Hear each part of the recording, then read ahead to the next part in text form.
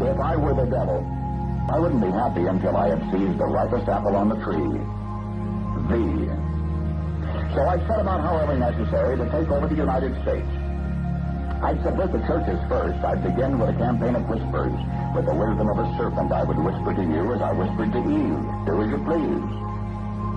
To the young, I would whisper that the Bible is a myth. I would convince them that man created God instead of the other way around. I would confide that what's bad is good and what's good is square.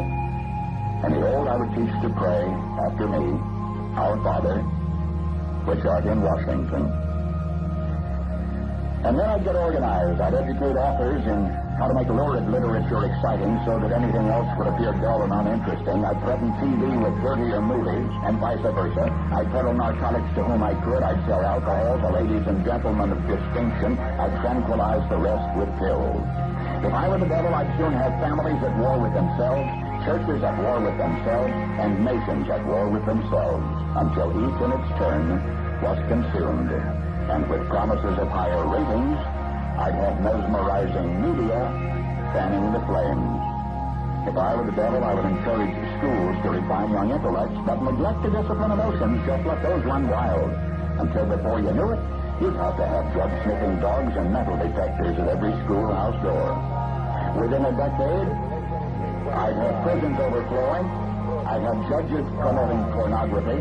Soon I could evict God from the courthouse, then from the schoolhouse, and then from the houses of Congress. And in his own churches, I would substitute psychology for religion and deify science. I would lure priests and pastors into misusing boys and girls and church money. If I were the devil, I'd make the symbol of Easter an egg and the symbol of Christmas a bottle. If I were the devil, I'd take from those who have and give to those who want it until I had killed the incentive of the ambitious. And what'll you bet? I couldn't get whole states to promote gambling as the way to get rich. I would caution against extremes in hard work, in patriotism, in moral conduct.